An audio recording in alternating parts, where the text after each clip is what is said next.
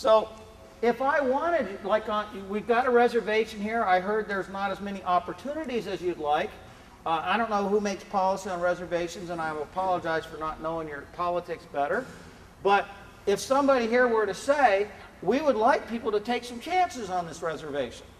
One way to do it would be to say, you're not going to do it because on average, I know I'll make $10 if it works and 0 if it doesn't, but I just can't afford to pay $5. But if somebody said, well, would you pay $3.50, but then you'd never lose. You'd pay $3.50 every year was the most you'd lose. You'd never lose the $5. Well, then you'd have to pay an insurance company how much? $1.50. You'd have to pay me $1.50. Did you know that's where insurance companies make their money? So when an insurance company charges you a $600 premium for car insurance, what you're doing is you're trading them. They're saying if you get in a car wreck and it costs you $20,000, we're going to pay it. In return, you pay me $600 a month or a year every year. You see what I'm saying? But they expect to make money off of that. If they get the $600 every year, they're going to make more than the $20,000 because they couldn't make a living, right? So you're selling your risk to somebody else. Well, what I want to know is she's risk neutral because she was willing to pay what it's worth. You were risk averse, so you're not quite willing to pay what it's worth. So you want to avoid risk. You see what I'm saying? If you had told me $6, you would have been, can anybody guess what I would have called her? What if you pay more than something's worth? Risk taker. Well, we're all risk takers, but that's very close.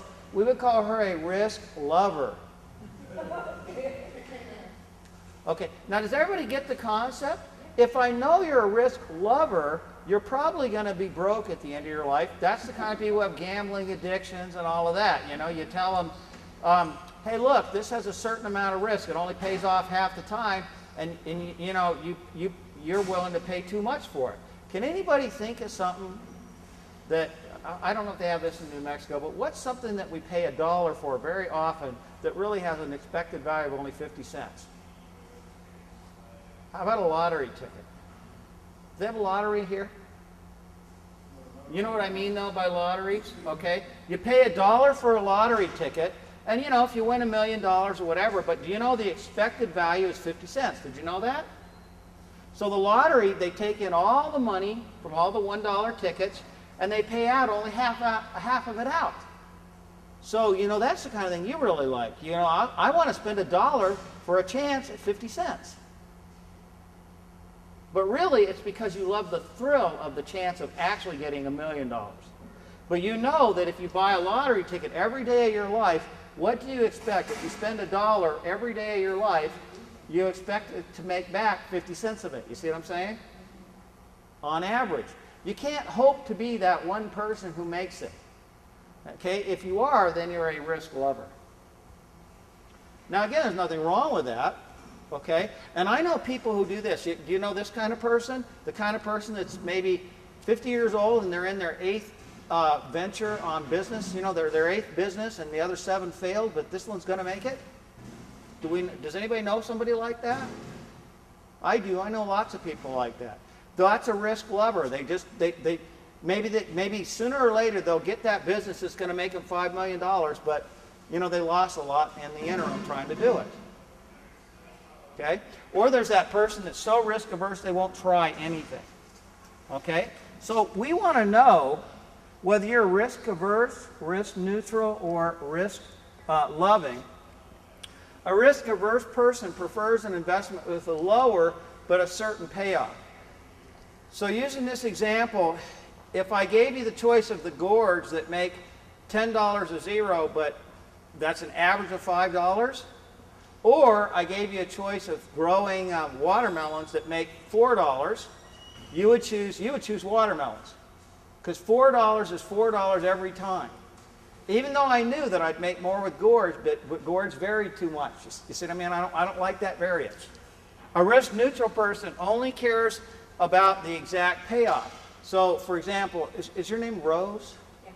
So Rose wanted to, you know, she has some land, and like say the blue corn you're talking about. So you want to plant another acre of blue corn, the way you'd go about it in a risk management plan is you'd say, well, if I do it, I expect there's an 80% chance I'll sell all of it, and a 20% chance I'll only sell half of it.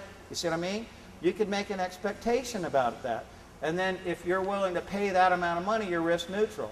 Risk neutral people make the most money in their lives because they're not paying the insurance company the $1.50 to avoid the risk. Because you got to pay someone else if you avoid the risk. If any of you raise cattle, if you take your cow and you put it in a feedlot, have you ever heard of retained ownership where you can keep the cow and pay them money and they'll feed the cow, and then when they sell the cow to be slaughtered, you get all the money? Have you heard of that kind of deal? Okay, well that's one deal. You can retain the ownership. So essentially you just put it in a feedlot and they feed it for you, they medicate it and so forth, and then you keep the money. That's more risky. Why? Because if the price falls and it doesn't cover the feed bill, tough luck. But the feedlot would also just take the cow today and they'll give you a lower price. So if you want to take a chance, if you did that over your lifetime and kept paying the feedlot, over your lifetime you would have made more money than if you just let the feedlot have the cow. See what I'm saying? But what would have happened is a few times you'd have been sorry you did it. Because when you did it, the price of cows would have fallen, the price of corn would have risen, you would have fed this cow for a really high price, and you wouldn't have made your money back. When you run a business, I need to know whether you're risk neutral, risk averse, or whatever you need to know. We've devised a tool that's going to give you a numerical score. And I'm going to ask each of you to go through the tool, and it's just like the coin toss, okay? So Rose, if I say if it's tails, it's 0, if it's heads, it's $10, then it's expected to be worth what? 5, right? It's worth right in between those two numbers. If you're risk averse and you offer me only 4, then I can start getting an idea of how risk averse you are. So I'm going to ask you all to fill out a form, and you're going to do it on the computer, and it's going to give you a numerical score, and we're going to see where you all land, okay? Before you go do this, I want you all to watch where I'm going to click. I'm going to click up here, estimate my risk preference. Remember earlier when I flipped the coin? Okay? Now I've got at the top there, it says estimate my risk. It says you have an opportunity to grow onions. I chose onions because onions really is one of those crops, makes or breaks. You know, if you plant onions, every so often you make a fortune, and every so often you lose a fortune. So it's about a 50-50 shot you're going to make money with onions. Now remember, by Rose telling me she'd pay $5, and what's your name? Darcy, that's right. Darcy told me he would pay $3.50. By knowing those two numbers, I know a little bit about you, but one question isn't quite enough for me to know enough to be sure whether you're really more risk averse than she is. Okay? So what we're going to do is we're going to have a similar thing up here. Now notice line number 1 up there, it says you have a decision. If you plant onions and there's no crop, which could happen, in other words, the weather could be bad, you're going to make 0. If there is a crop, you're going to make 100. Now isn't that a lot like the coin toss? What's the expected value then? Do you see it there? Expected payoff? $50, right? What I want you to do is take that slider bar to the right, and I want you to move it. And remember, whoever's at the computer, one of you do it, and then the other 3 do it after that person, okay? So Rose, you can do it after, and Darcy, you can do it after these 2, which I don't know their names. Sorry. So now watch what I do. I'm going to say that I would pay $46 for that bet. That makes me what? Risk averse, risk loving, or risk neutral? Risk averse, because I'm not quite willing to pay $50. That would have been like $4.60 in the example we did earlier. It's worth $50, but I'm only willing to pay $4.60. That makes me a little bit risk averse, okay? Now, has everybody slid the bar to what they'd be willing to pay for that first bet? Now, on the second row, the numbers have changed. Now notice in my case, it's between 0 and 46 for the second choice. The average of that would be 23. So if I flip a coin and flip a heads, I get $46. So my average would be $23. Okay? I'm willing to pay $20 for that bet. Okay, so I slide it over to 20. So slide your second bar over to what you're willing to pay compared to the expected value for the second one. Are people following this? Now do the third bar. In my case, notice it's a bet. If I flip a tails, I'm going to get $46. Do you see that in row 3? If I flip a heads, I'm going to get $100. $46, $100, an expected value of 73. Everybody see that? Okay. Well, how much would I pay for that? Man, I'll pay a little more for that.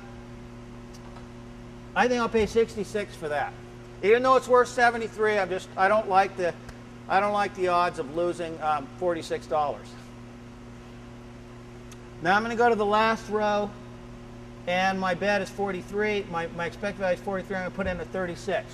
Okay, what I want each of you to do is do all 4 rows and tell me when you're done. All right. Now notice right here, risk preference score. Mine's a 0.64. I come over here between 0 and 1. I'm somewhat between risk neutral and somewhat risk averse. So I'm a little bit risk averse. That's where I fall. What's your number? How much? 0.26? Then you're pretty risk neutral, okay? Meaning you're not that afraid of risk. Okay? The way I utilize this is if I'm an insurance company, I can take more money away from you than I can you. Does that make sense? Everybody understand that? Because he wants to avoid risk, okay? But the other way to think about it is he should go into a less risky business than him. Or if you have a risky business, you should try to get rid of as much risk as you can out of that risky business. Farmers aren't very risk averse, or they wouldn't be farmers, right? What would they be? They'd be in some cushy job that was always the same. So it's not very surprising you're not very risk averse. Now I'm going to let you do it on your own if you want to, the rest of you, in the interest of time. But I want you to know too, if you go to the website, we also have a quiz you can take. It'll give you another score, because no score is perfect. In other words, these measurements aren't very accurate, so you need to do it as many ways as you can. In the book, we list a website, and I think for only $16 you can take this test, actually designed by a psychologist, and they'll tell you how risk averse you are. And it's even normed for whether you're female or male and things like that. So you can really get at these scores and figure out whether you're risk averse.